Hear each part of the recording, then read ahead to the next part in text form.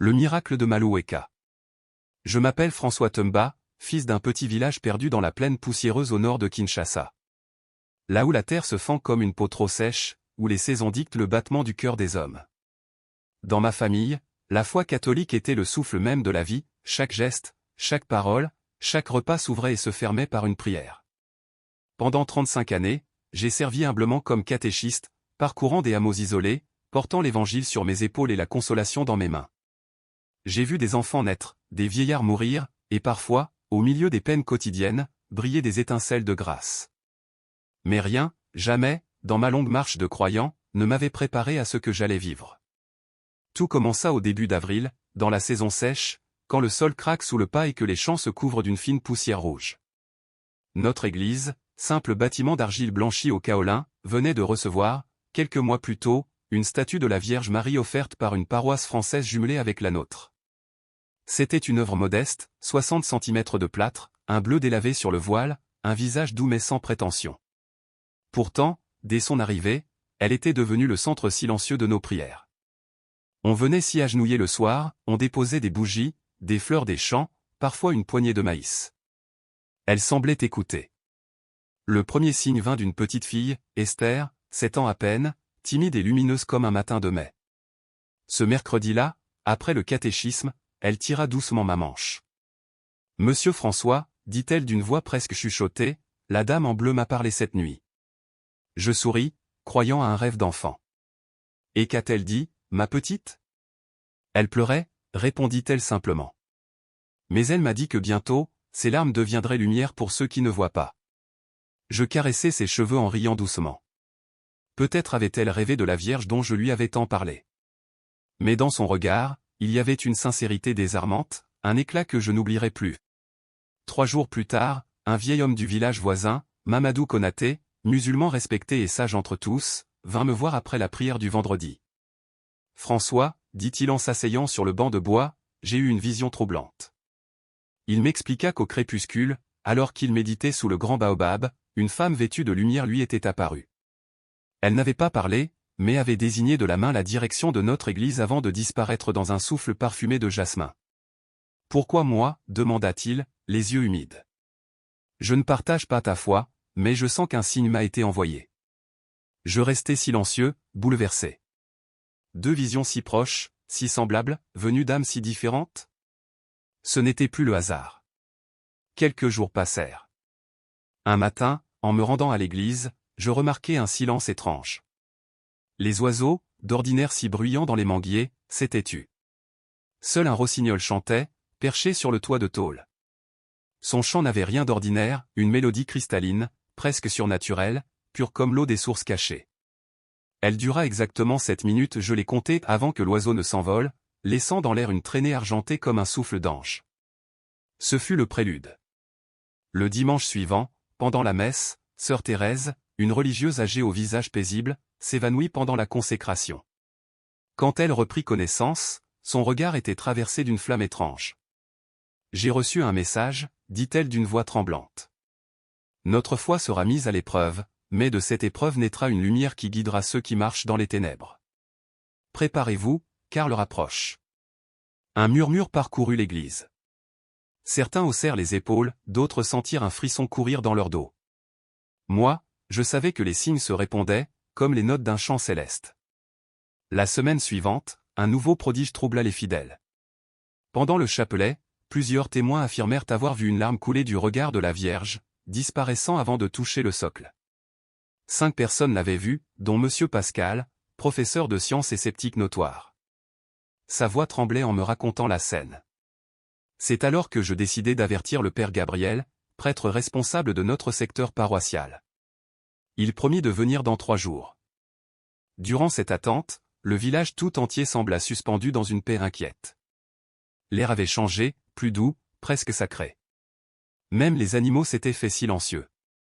Les enfants jouaient à voix basse, comme si quelqu'un les écoutait. Et chaque soir, une clarté subtile enveloppait notre église, à mi-chemin entre la lune et la lampe. La veille de l'arrivée du père Gabriel, je fis un rêve d'une intensité bouleversante. Je me tenais dans notre église, mais elle semblait infinie, comme ouverte sur le ciel. La Vierge y resplendissait, entourée d'un cercle d'âmes lumineuses, des visages connus, d'autres oubliés du temps, et même certains que je savais morts depuis longtemps. Devant elle, un homme grand, au visage marqué de cicatrices rituelles, tenait un bâton sculpté. Ses yeux brillaient d'un mélange de fierté et de tourment.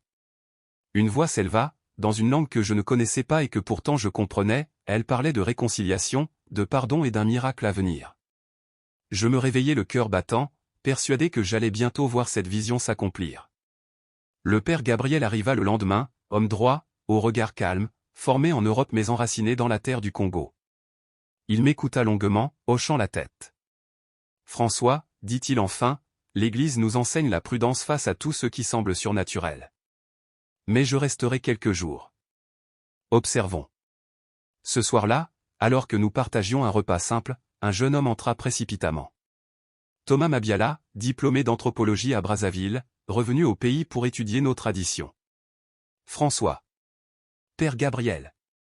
Quelque chose se passe à Maloueka, le village voisin. Il expliqua qu'un guérisseur renommé, Dieudonné Makimba, s'était déclaré ennemi de notre foi. Selon lui, la statue étrangère offensait les esprits ancestraux et devait être détruite. Il avait annoncé sa venue pour le lendemain. La nouvelle secoua tout le village. Certains voulurent monter la garde. D'autres proposèrent de cacher la statue. Mais le père Gabriel resta ferme. Nous ne fuirons pas. Nous n'avons rien à craindre. La messe aura lieu demain comme toujours. S'il vient, nous l'accueillerons avec respect. Notre foi n'est pas dans le plâtre, mais dans la lumière qu'il symbolise. Cette nuit-là, je ne dormis presque pas. Une lueur flottait autour de l'église, douce comme un halo. À l'aube, le ciel se para d'un cercle d'arc-en-ciel entourant le soleil, un halo solaire, disaient les savants, mais pour nous, c'était un signe. La rumeur s'étendit comme un feu dans la savane. Des gens affluèrent de partout, certains par curiosité, d'autres par crainte ou espérance. Quand la messe commença, l'église débordait. La chaleur, les murmures, la tension, tout vibrait d'une énergie étrange. Le moment vint. Les grandes portes s'ouvrirent brusquement, inondant la nef d'une lumière aveuglante. Dans cette clarté se découpa la silhouette d'un homme grand, drapé dans des tissus ocres, le visage marqué de cicatrices rituelles, Dieudonné Makimba. Derrière lui, une dizaine de disciples frappaient le sol de leurs bâtons, scandant un rythme ancestral. Il entra lentement, droit comme un arbre millénaire. Le père Gabriel poursuivit la communion sans interrompre la liturgie, puis, calmement, s'avança. « Monsieur Makimba, soyez le bienvenu dans la maison de Dieu. » Le guérisseur planta son regard dans le sien. « Je viens au nom des ancêtres. Cette idole détourne notre peuple. Les esprits exigent qu'elle soit détruite. » Le prêtre répondit avec douceur. « Nous respectons vos traditions. Mais cette statue n'est qu'un signe, un rappel d'amour. Comme votre bâton symbolise votre pouvoir, elle symbolise notre foi. » Makimba gronda. « Les symboles ont du pouvoir, et je viens éprouver le vôtre. » Il s'avança vers la statue. La foule se resserra, haletante. Je voulus crier, mais mes jambes refusaient d'obéir. Une force invisible semblait clouer chacun à sa place. Arrivé devant l'autel, il leva son bâton. Si cette idole possède un esprit, qu'elle se défende. À peine avait-il prononcé ces mots qu'une larme claire apparut sur la joue droite de la Vierge. Elle brilla un instant, puis tomba au sol. Makimba ricana. « Désillusion !» cria-t-il. D'un coup brusque, il frappa la statue. Elle chancela, puis se brisa en plusieurs morceaux sur le sol. Un silence absolu tomba sur l'assemblée. Je sentis mon cœur se tordre de douleur. Quelques enfants pleuraient. Le père Gabriel priait à voix basse. Makimba, triomphant, leva les bras. Voyez. Ce n'était que du plâtre. Mais il n'eut pas le temps d'achever sa phrase. Un murmure parcourut l'église, les fragments de la statue se mirent à briller. D'abord faiblement, puis d'une lumière bleutée, douce, presque liquide. L'air vibrait. Les bougies vacillaient sans vent. Une chaleur étrange envahit la pièce, réchauffant les cœurs autant que les corps. La lumière pulsait, comme un cœur vivant. Chaque éclat semblait respirer, battre, répandre la paix. Les fidèles tombèrent à genoux. Je sentis mes yeux s'emplir de larmes, mon âme se dilatait comme si une porte invisible s'ouvrait en moi. Même Makimba recula, tremblant. Son bâton tomba de ses mains. Que se passe-t-il? Balbutia Théil. Alors, du centre de ces fragments lumineux, une brise douce se leva, emplissant l'église d'un parfum d'herbe et de pluie.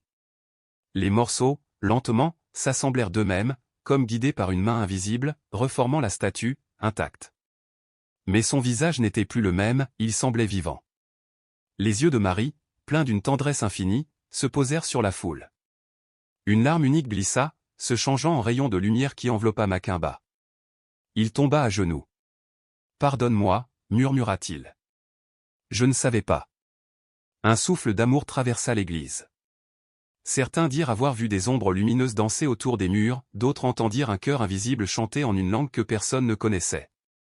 Quand tout s'apaisa, la lumière s'éteignit doucement. La statue demeura là, intacte, paisible, comme si rien ne s'était passé. Ce jour-là, à Malueka, la pierre avait parlé. Et depuis, la foi de tout un peuple s'en est trouvée renouvelée. Des pèlerins viennent de loin, non pour voir un miracle, mais pour ressentir cette paix silencieuse qui demeure. Quant à moi, vieux catéchiste, je sais désormais qu'aucune frontière ni de religion, ni de sang ne peut contenir la lumière de Dieu quand elle décide d'embraser les cœurs. Et chaque soir, lorsque le soleil se couche sur notre village, je regarde la statue de Marie, baignée dans les derniers reflets d'or. Je pense à Esther, à Mamadou, à Macumba, au Père Gabriel. Et je murmure. Oui, Vierge bénie, tes larmes sont devenues lumière. La lumière de la réconciliation. Je sus, au plus profond de mon être, que j'étais témoin d'un événement qui dépassait toute compréhension humaine. Rien, dans mes longues années de service à l'Église, ne m'avait préparé à ce que j'allais voir. Ce moment marqua le commencement d'un miracle dont les répercussions transformeraient non seulement notre petite communauté, mais aussi l'homme même qui, sans le savoir, en avait été l'instrument. La lumière qui jaillissait des fragments brisés de la statue se mit à croître doucement. D'abord d'un bleu pâle, elle prit peu à peu une teinte d'azur profond, presque indigo. Ce n'était pas une clarté violente qui forçait à détourner le regard, mais une lueur enveloppante, bienveillante, qui semblait traverser la chair et atteindre directement l'âme.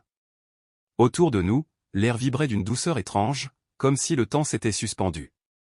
De minuscules particules lumineuses semblables à des étoiles nées de la poussière s'élevaient lentement des éclats dispersés au sol.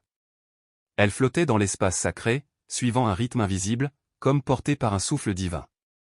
Dieu dont Macumba, le grand guérisseur venu des collines, recula de 2 pas. Son visage, autrefois dur et impassible, se figea dans une expression que je n'oublierai jamais, un mélange de peur primitive et d'émerveillement pur.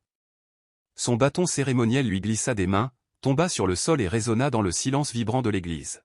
« Ce n'est qu'un tour » murmura-t-il d'une voix tremblante, mais son ton trahissait l'effroi. Avant même qu'il ne termine, le phénomène entra dans une nouvelle phase.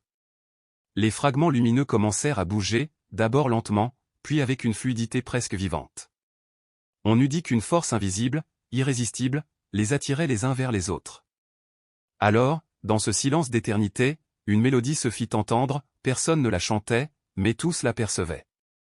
C'était un chant ancien, d'une beauté indicible, dans une langue oubliée que nul ne connaissait, et pourtant chacun en saisissait le sens au plus intime de son cœur. Je frémis. Cette mélodie, c'était celle que j'avais entendue en rêve, des semaines plus tôt. Le même chant de paix et de réconciliation. À mes côtés, le Père Gabriel, resté jusque-là immobile, s'agenouilla lentement. La lumière se reflétait sur son visage empreint d'une sérénité profonde. Il contemplait le phénomène comme un homme qui reconnaît enfin une vérité longtemps pressentie. Autour de nous, la foule retenait son souffle, nul n'osait bouger.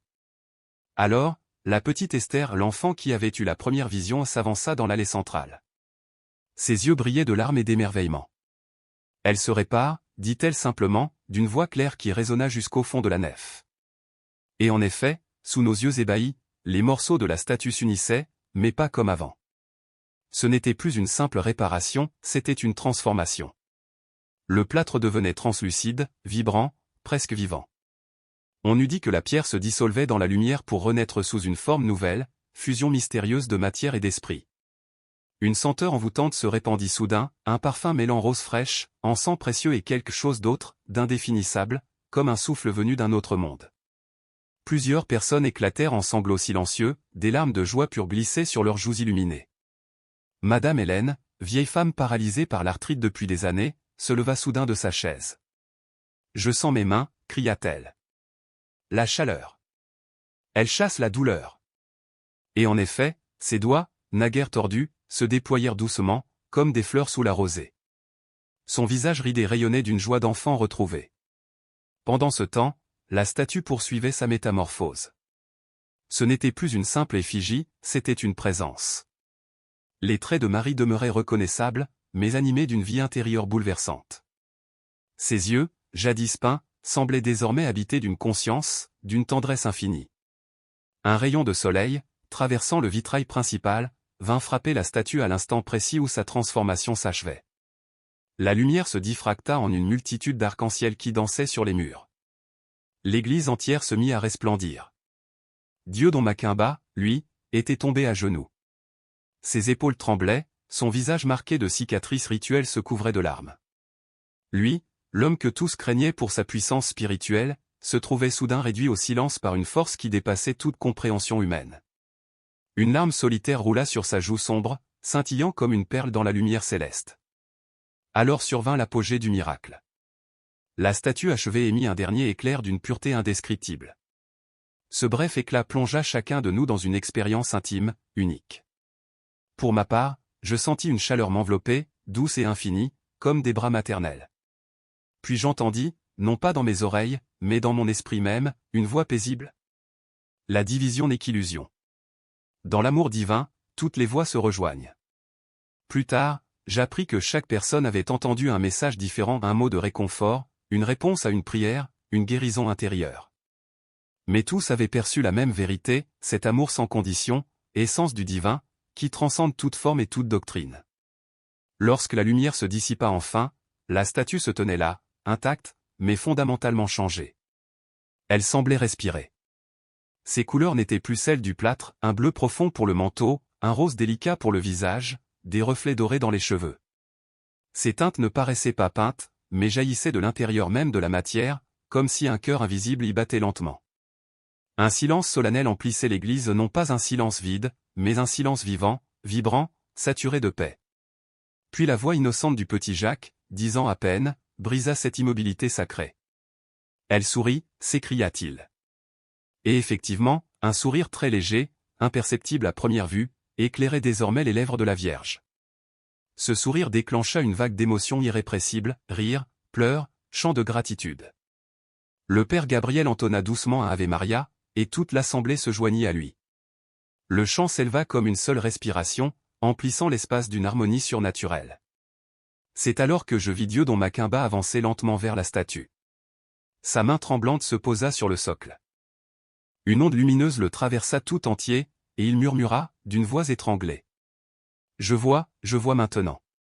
Puis il se redressa, et, se tournant vers la foule, déclara d'une voix forte mais humble. J'ai cherché toute ma vie le pouvoir des esprits. J'ai étudié les plantes, parlé aux ancêtres, invoqué les forces invisibles. Mais aujourd'hui, j'ai rencontré une puissance que je ne connaissais pas. Pas une puissance de domination, mais une puissance d'amour.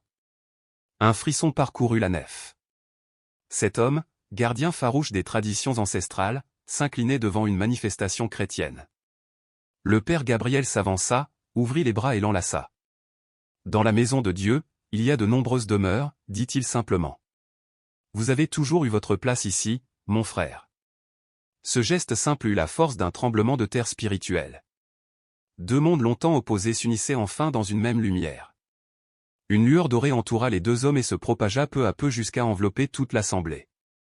Je sentis une chaleur parcourir mon corps, une légèreté nouvelle, comme si la gravité elle-même s'était faite miséricorde. Autour de moi, les visages rayonnaient, libérés de tout poids intérieur. Au fond de l'église, j'aperçus Mamadou Konaté, le vieux sage musulman. Il ne disait rien, il observait seulement, avec ce calme lumineux de ceux qui ont compris depuis longtemps que la vérité est une seule, bien que les chemins pour l'atteindre soient multiples. Puis la petite Esther, toujours debout près de la statue, se mit à chanter. Ce n'était pas un cantique connu, mais une mélodie nouvelle, d'une beauté céleste. Sa voix pure, presque irréelle, résonnait comme l'écho d'un monde d'avant le monde. Jean-Baptiste, le jeune sceptique qui aimait tant les débats théologiques, fixait la scène, bouleversé. Lentement, il sortit de sa poche le petit carnet où il notait toutes ses réflexions scientifiques et le laissa tomber au sol. Il y a plus de choses entre le ciel et la terre que n'en rêve notre philosophie, murmura-t-il, le sourire tremblant. Mais le plus grand des signes fut celui de Madame Solange. 3 ans plus tôt, un accident l'avait clouée dans un fauteuil roulant. Or, ce jour-là, elle se mit à trembler, puis à se lever, chancelante mais debout. « Je sens mes jambes » cria-t-elle. Son mari voulut la retenir, mais elle l'écarta doucement. « Laisse-moi essayer seule. » Dans un silence total, elle fit un pas, puis un autre. Et soudain, marchant librement, elle s'effondra à genoux devant la statue, éclatant en sanglots de gratitude. L'église entière explosa en cris de joie et en larmes d'allégresse. Le père Gabriel, la voix vibrante d'émotion, entonna le Magnificat. Tous le suivirent, unis comme un seul cœur. La lumière surnaturelle s'éleva une dernière fois, enveloppant la statue d'un halo tendre avant de se résorber dans la matière. Le calme revint. Mais rien n'était plus comme avant. Car le véritable miracle n'était pas seulement la guérison des corps, ni la reconstruction d'une statue, mais la transformation invisible de nos âmes. Nous étions changés. Allégés. Reliés. Les barrières séculaires entre tradition, peur et préjugés s'étaient effacées comme brume au soleil. Devant nous se tenaient le Père Gabriel et Dieudonné Macumba, côte à côte, unis dans une fraternité nouvelle. Et dans le silence revenu, une dernière sensation m'envahit, celle d'une promesse. Tant que l'homme cherchera la lumière avec un cœur sincère, la lumière viendra toujours à lui. Le miracle de Santa Esperanza. Ce jour-là, quelque chose de prodigieux s'accomplit sous nos yeux. Lorsque Dieudonné, dans un geste d'une puissance symbolique bouleversante, déposa son sceptre rituel au pied de la statue, un silence sacré envahit l'église entière. Ce simple acte semblait contenir toute la réconciliation d'un monde divisé. « Je ne renie pas la sagesse de nos ancêtres », déclara-t-il d'une voix claire qui résonna jusque dans les voûtes. Mais aujourd'hui, j'ai compris que cette sagesse n'est qu'un chemin parmi d'autres vers la même vérité ultime. L'amour divin se manifeste sous 1000 formes, et j'ai été orgueilleux de croire que ma voix seule pouvait en porter l'écho. Ces paroles, prononcées par un homme qui avait voué sa vie à la défense rigide des traditions ancestrales, furent, pour beaucoup d'entre nous, le véritable miracle de cette journée. Ce n'était plus la transformation visible de la statue ni les guérisons soudaines qui nous bouleversaient, mais cette réconciliation spirituelle, cette ouverture du cœur qui promettait de guérir des blessures plus profondes que celles du corps. Le Père Gabriel, ému, prit la parole avec une douceur empreinte d'une autorité tranquille. Ce que nous avons vécu aujourd'hui, mes frères et sœurs, n'a pas pour but d'élever une tradition au-dessus d'une autre. Le divin nous dépasse tous, quel que soit le nom que nous lui donnons ou la manière dont nous l'honorons. La cérémonie s'acheva dans une atmosphère d'unité et de paix comme jamais je n'en avais connu. Les fidèles restaient là, figés dans un recueillement silencieux. Beaucoup s'approchaient lentement de la statue transfigurée, posant la main sur son socle de pierre, certains murmurant des prières, d'autres laissant couler sur leurs joues des larmes silencieuses. Dehors, même le ciel semblait touché par la grâce. Un bleu d'une pureté presque irréelle enveloppait le monde. Les nuages dessinaient des formes étranges, comme si le vent lui-même avait voulu célébrer le mystère. L'air avait une odeur différente, plus frais, plus vivant, chargé d'une promesse que nul ne pouvait encore nommer. Et la lumière du soleil, douce et dorée, baignait le village comme une bénédiction. Je restai longtemps sur le parvis, observant les groupes de fidèles qui discutaient avec ferveur. Ce qui me frappa, c'était la diversité de cette assemblée improvisée, catholiques fervents, protestants du village voisin, musulmans venus avec Mamadou, et même plusieurs adeptes des religions traditionnelles qui suivaient habituellement Dieudonné. Tous parlaient ensemble, riant, s'écoutant, se comprenant. Dans cette diversité, une fraternité nouvelle était née. Je compris alors que le véritable miracle ne se trouvait pas dans la pierre devenue chair, mais dans le regard que nous portions désormais les uns sur les autres. Le vrai prodige, c'était cette capacité retrouvée à voir au-delà de nos frontières, à reconnaître dans l'autre quel que soit son chemin spirituel un frère, une sœur, un être de la même lumière. Voilà la vraie transfiguration, pensais-je, non celle de la matière, mais celle du cœur. Les heures suivantes baignaient dans une atmosphère presque irréelle. C'était comme si un voile invisible s'était levé du monde. Les gens se parlaient avec une sincérité nouvelle, leur regard était plus profond, leur sourire plus lumineux. Des voisins qui ne s'étaient jamais adressé la parole partageaient à présent leurs secrets les plus intimes, libérés d'une peur ancienne du jugement. Madame Solange, dont la guérison miraculeuse avait bouleversé la foule, marchait lentement autour de l'église, chaque pas étant pour elle une redécouverte. C'est comme si j'apprenais à nouveau à habiter mon corps, nous dit-elle, des larmes de joie plein les yeux. Mais ce n'est pas seulement physique. Quelque chose s'est réparé à l'intérieur de moi, une blessure dont je n'avais même pas conscience. Son mari, André, se tenait près d'elle, muet d'émotion. Lui, l'homme réservé et fier que j'avais toujours connu, pleurait sans honte. Plus tard, il me confia d'une voix tremblante. « François, quand l'accident est arrivé, j'ai secrètement reproché à Dieu ce qu'il nous avait pris. Ma foi s'était changée en amertume. Aujourd'hui, ce n'est pas seulement Solange qui a été guérie. Mon cœur aussi. Et il n'était pas seul. Jean-Marc, l'agriculteur usé par des années d'arthrite, serrait pour la première fois depuis des décennies son poing droit sans douleur. Claudine, jeune femme tourmentée par des crises d'angoisse, retrouvait un calme qu'elle croyait perdu à jamais. Le petit Thomas, qui bégayait depuis un traumatisme d'enfance, parlait soudain d'une voix fluide et claire. Mais le témoignage le plus bouleversant fut sans doute celui de Dieudonné lui-même. Cet homme, venu initialement pour contester et détruire, resta longtemps seul dans l'église après le départ des fidèles. Je le trouvai assis sur un banc, le regard fixé sur la statue. Ses cicatrices rituelles semblaient scintiller à la lueur des cierges. « François, me dit-il sans détour, toute ma vie, j'ai cherché le pouvoir, celui de guérir, de prédire, d'influencer. J'ai suivi les pas de mes ancêtres, accompli les rituels, appris les secrets des plantes et des pierres. Et j'ai obtenu ce que je voulais, le respect, la crainte, l'autorité. » Il se tut un instant, ses doigts serrant son bâton cérémoniel. « Mais aujourd'hui, j'ai rencontré quelque chose que je n'avais jamais cherché. Quelque chose que tous mes rites et mes savoirs n'ont jamais pu m'offrir. » Je lui demandai doucement. « Et qu'as-tu trouvé ?»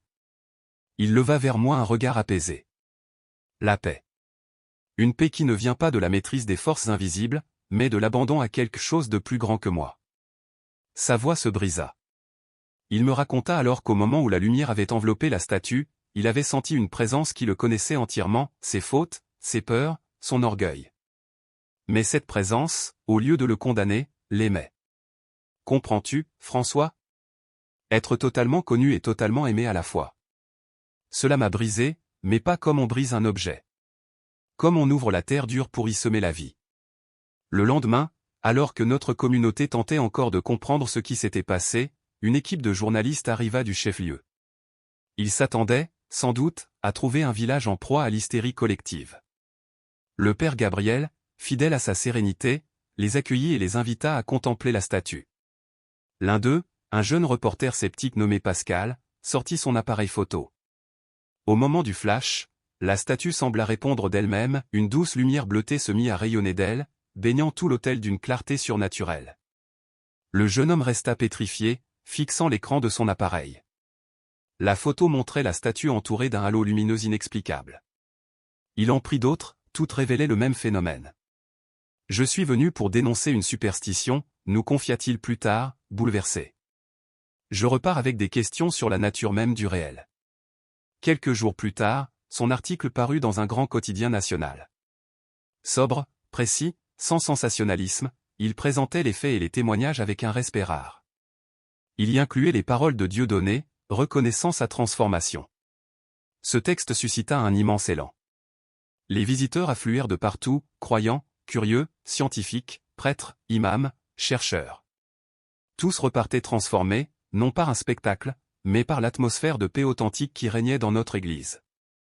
Le père Gabriel, fidèle à sa mission, refusa de faire du lieu un sanctuaire commercial. Le vrai miracle, disait-il, n'est pas dans le spectaculaire, mais dans la transformation des cœurs. Un mois plus tard, l'évêque vint lui-même visiter la paroisse. Homme prudent et savant, il interrogea les témoins, examina la statue, observa la communauté.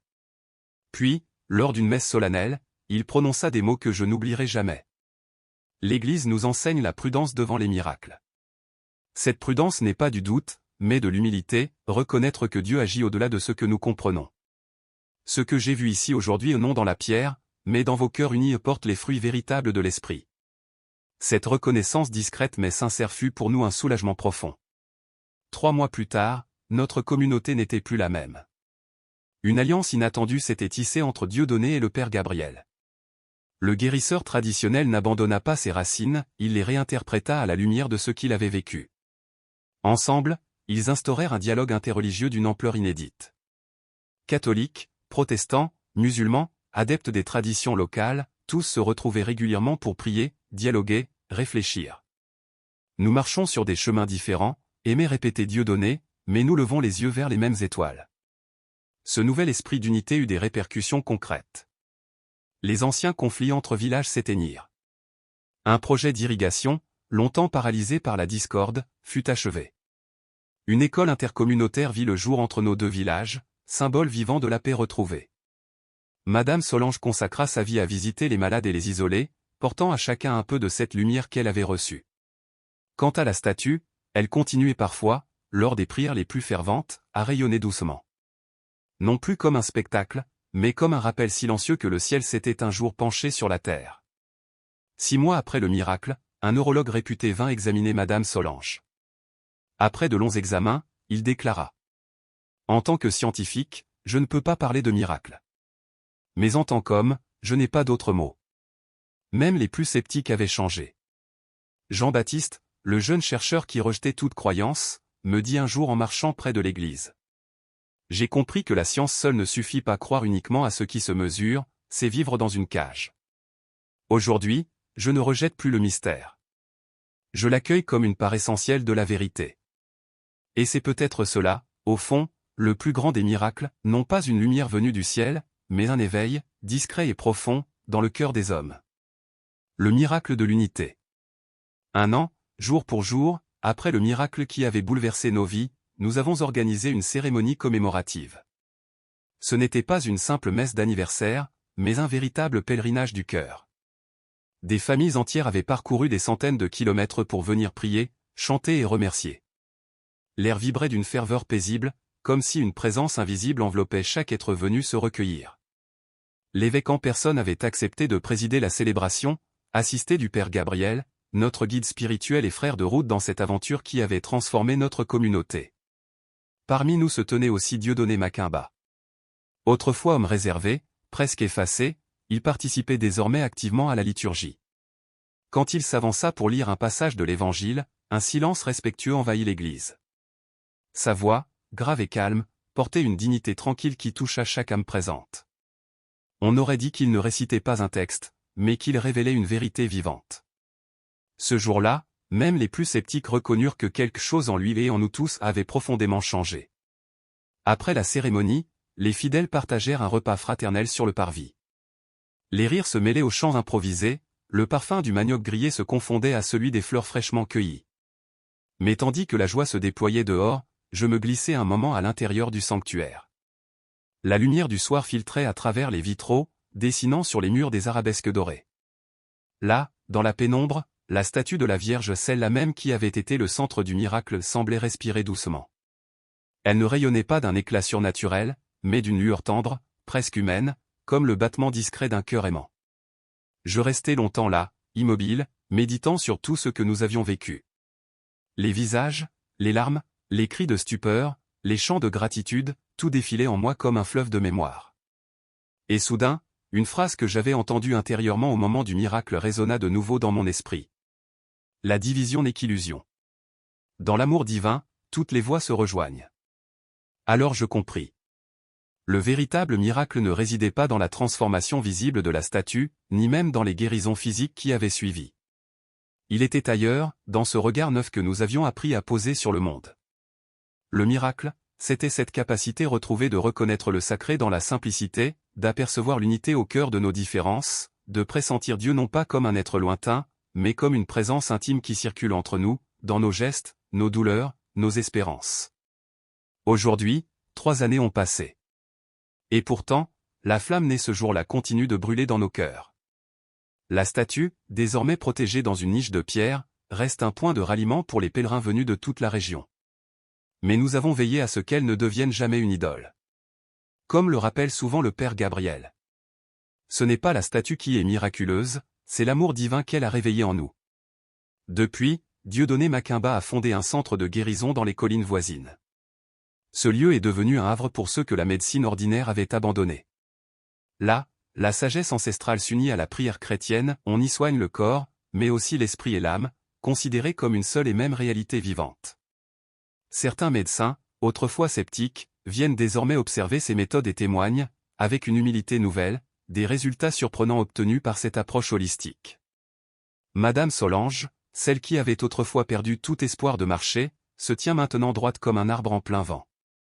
Elle a créé une association pour les personnes handicapées, leur offrant non seulement des ressources concrètes, mais surtout une force intérieure. Elle enseigne que la vraie guérison commence quand on cesse de se définir par ses limites pour s'ouvrir à la lumière qui demeure en chacun. Quant à Jean-Baptiste, l'ancien professeur de sciences, il est devenu un maître inspiré. Ses cours sont empreints d'une profondeur que la seule raison ne peut expliquer. La science, dit-il à ses étudiants, n'a pas pour mission de réduire le mystère, mais de l'approcher avec émerveillement. Plus nous comprenons, plus nous devrions être saisis d'humilité devant l'infini. Ainsi, la foi et la raison, jadis opposées, s'unissent dans son enseignement comme deux rivières qui se rejoignent pour former un même fleuve. Et moi, François Ntimba, humble catéchiste, je poursuis ma mission. Mais mon regard sur la foi a changé. Je ne parle plus de doctrine à croire, mais d'une présence à expérimenter. Je n'enseigne plus des vérités figées, mais une rencontre vivante. Car la foi n'est pas une idée que l'on accepte, c'est une respiration, un feu discret qui brûle au centre de nos vies quotidiennes. Mes frères, mes sœurs, vous qui m'écoutez aujourd'hui, peut-être vous demandez-vous pourquoi je vous raconte cette histoire. Est-ce pour vous éblouir par un récit de manifestation surnaturelle? Non. Je vous parle de cela parce que je crois que le miracle que nous avons vécu dans notre petit village africain n'était pas destiné à rester enfermé dans le passé. Le divin ne se manifeste jamais pour impressionner, il se révèle pour éveiller. Chaque événement extraordinaire est un signe, une invitation à ouvrir les yeux sur la beauté silencieuse du monde, à percevoir l'Éternel qui palpite sous la surface de l'ordinaire. Et si, finalement, le véritable miracle n'avait jamais été cette statue qui se reconstruisit sous nos yeux, mais bien nos propres cœurs? Et si le prodige le plus grand n'était pas la guérison des corps, mais celle des liens brisés, des familles divisées, des amitiés éteintes? Et si Dieu, à travers ce signe visible, nous avait simplement rappelé que tout peut être restauré, même ce qui semblait perdu à jamais? Je vous pose la question, mes amis. Quel est, dans votre vie, le fragment brisé qui attend sa résurrection? Quelle relation meurtrie réclame encore le baume du pardon?